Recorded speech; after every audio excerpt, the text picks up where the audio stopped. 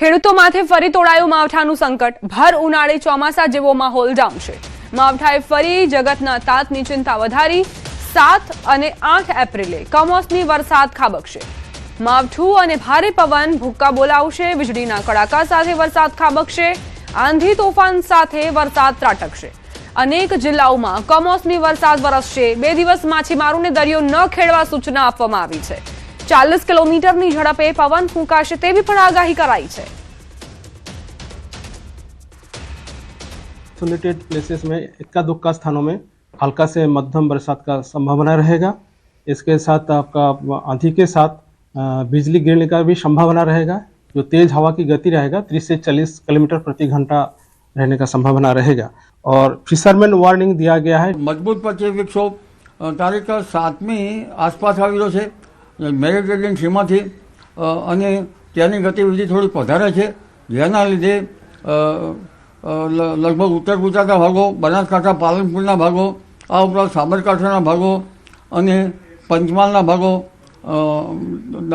દાહોદના ભાગો તેમજ મધ્ય ગુજરાતના ભાગો, અમદાવાદના ભાગો, ઉત્તર ગુજરાતમાં અન્ય ભાગો અને વડોદરા વગેરે ભાગો, ખાસ કરીને દક્ષિણના ભાગો અને પૂર્વ ગુજરાતના ભાગોમાં प्री मानसून एक्टिविटी वर्षा થવાની શક્યતા છે। फिर से एक बार 7-8 तारीख को एक और राउंड बेमौसम बारिश की नजर आ रही है। फिर उसके बाद में 10 तारीख से अगर हम बोलें तो फिर थोड़ी एक दो हफ्ते के लिए मौसम सूखा पड़ने का अनुमान। અમરેલીથી સમાચાર, જ્યાં ધારી નજીક થયેલા અકસ્માતના સીસીટીવી ફૂટેજ સામે આવ્યા છે। પ્રેમપરા નજીક આ કાર અકસ્માત થયો હતો। ગત 2 એપ્રિલે અકસ્માત સર્જાયો હતો। 3 યુવાનો કાર લઈને પૂરપાટ ઝડપે પસાર થતા હતા। અચાનક કાબુ ગુમાવતા કાર હવામાં ફંગોળાઈ ગઈ। કાર પલટી મારતા ચાલક કમલેશભાઈ સુદાણીનું સારવાર દરમિયાન મોત થયું હતું।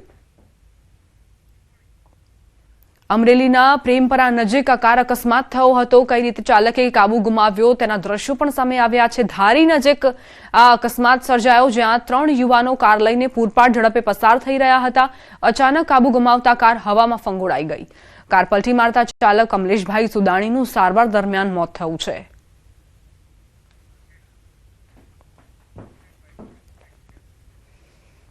રાજકોટમાં સર્જાયા ફિલ્મી દ્રશ્યો। પોલીસથી બચવા જતા અકસ્માત સર્જાયો। પોલીસથી બચવા 100 કિલોમીટરની ઝડપે કાર ભગાવી।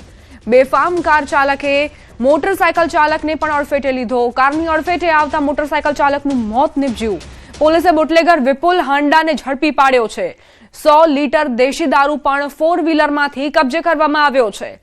ચાલકે પોતે પોલીસથી બચવા માટે એક વ્યક્તિનો જીવ લઈ લીધો। 100 કિલોમીટરની ઝડપે કાર ભગાવી અને તે દરમિયાન એક મોટરસાયકલ ચાલક તેની અડફેટે આવતા જ તે મોતને ભેટ્યો। મોટરસાયકલ ચાલકનું ઘટના સ્થળે જ મોત થયું। પોલીસે બુટલેગર વિપુલ હાંડાને ઝડપી પાડ્યો છે। 100 લીટર દેશી દારૂ પણ કબજે કરવામાં આવ્યો છે। આ 4 વ્હીલરમાં દેશી દારૂનો જથ્થો સંતાડવામાં આવ્યો હતો અને તેના કારણે જ આ જે બુટલેગર છે તે ભાગવાની ફિરાકમાં હતો। સમાચાર મહેસાણાથી જોખમી મુસાફરીનો વિડીયો વાયરલ થયો છે। બહુચરાજી મોઢેરા રોડ પરની ઘટના। ક્ષમતાથી વધુ વિદ્યાર્થીઓ મુસાફરો ભર્યા। રિક્ષા ચાલકે નિયમોના ધજાગરા ઉડાવ્યા છે। જીવના જોખમે વિદ્યાર્થીઓને મુસાફરી કરાવાઈ છે। સોશિયલ મીડિયામાં વિડીયો વાયરલ થયો છે। મહેસાણાની આ ઘટના કે જ્યાં જોખમી મુસાફરીનો વિડીયો સોશિયલ મીડિયામાં અત્યારે વાયરલ થઈ રહ્યો છે। સવાલ એ કે આવી રીતે વિદ્યાર્થીઓને બેસાડીને જે રિક્ષા ચાલકો છે તે પોતાની સાથે વિદ્યાર્થીઓના જીવ પણ જોખમમાં મૂકે છે।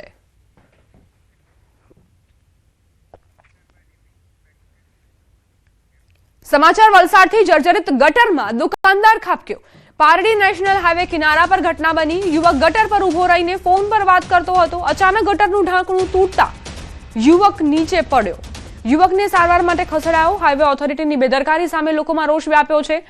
સમગ્ર ઘટના સીસીટીવીમાં કેદ થઈ છે।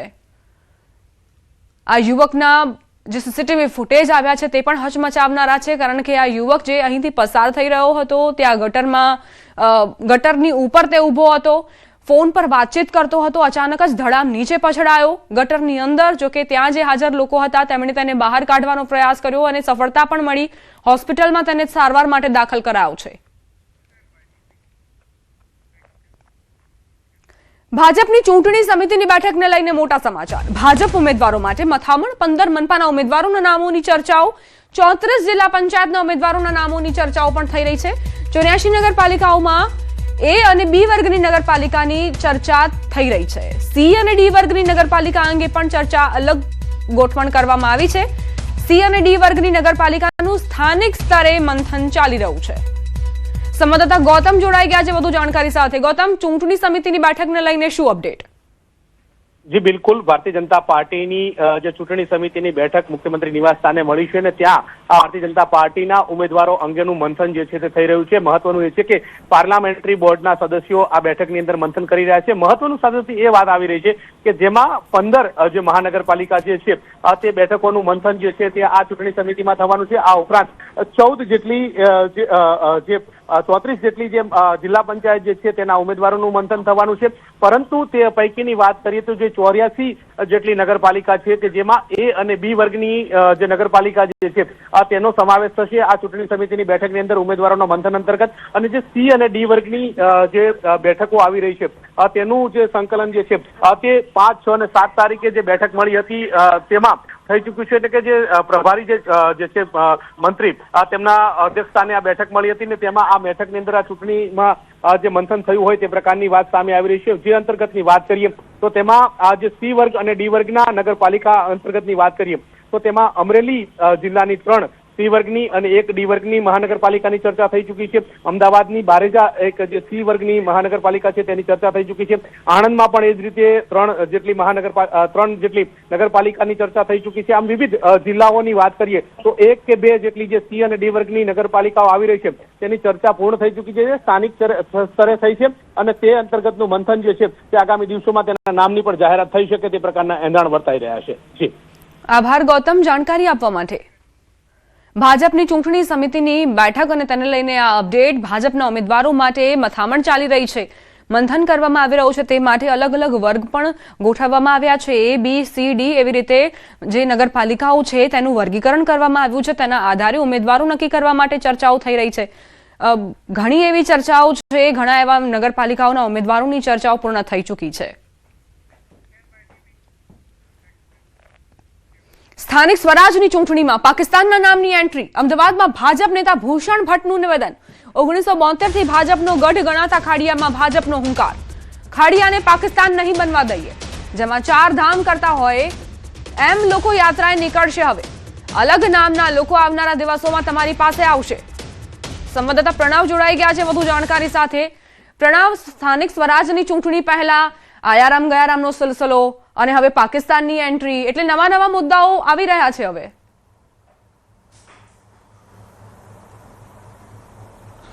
ચોક્કસ ચૂંટણી નજીક આવે તેમ પાર્ટીઓની અંદર પક્ષપલટાની મોસમ આવે તો બીજી તરફ હવે પાકિસ્તાનનો જે મુદ્દો છે તે જોવા મળી રહ્યો છે.